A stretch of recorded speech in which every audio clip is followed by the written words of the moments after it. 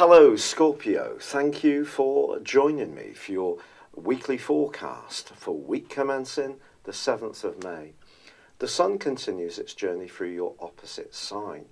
Venus, the planet of love, is in a very carefree, explorative, adventurous part of your situation.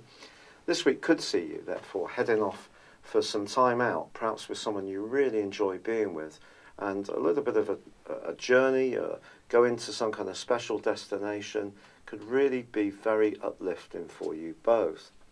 Now the Sun is forging a quite stunning angle with Pluto, your modern ruler this week, which is in your sector of everyday thoughts, your values, your ideas.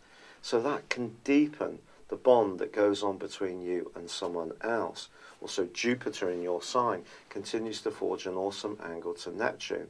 So if you can be a prime mover in terms of your creativity and perhaps also in terms of your romantic hopes, that influence can also help you to be very perceptive to what's going on around you. So what are the challenges? There always are some. Well, the fact is that Uranus, the planet of freedom, which is exalted in your sign, as it happens, is joined by Mercury in a very precise part of your scope. Now, ironically, Uranus is going to be moving out of this area in the middle of May and will spend 6 months in your sector of relationships. So the next 7 months, broadly, are going to be a very exciting time, particularly if you are single, as far as your interactions with others are concerned.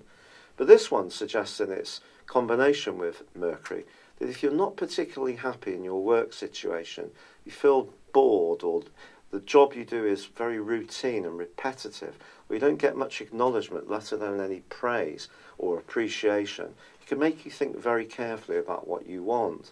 But you still have to do the role or do the everyday tasks that are called upon for you to fulfill.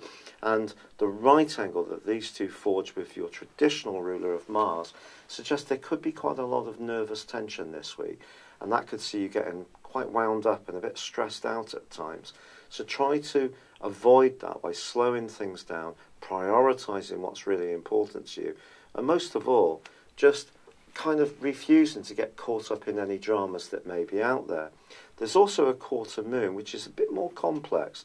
This is about your emotional situation. It's in Aquarius, squaring up with Taurus.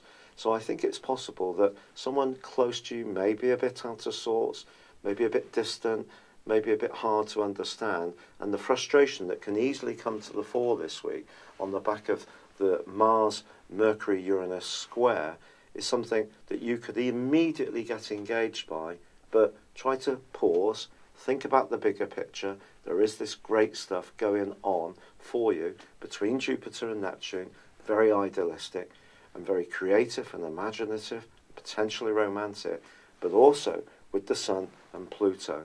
And a conversation you have this week, or a person you spend time with, can really help to lift your spirits to a very large high. So try to avoid getting caught up in the smaller, itsy-bitsy, niggling parts of life, which we all find ourselves on the end of at times. It's been a real pleasure being with you, Scorpio. I'd love it if you would like or comment on this video, or if you've yet to do so, subscribe to my channel. But for now, good luck and goodbye.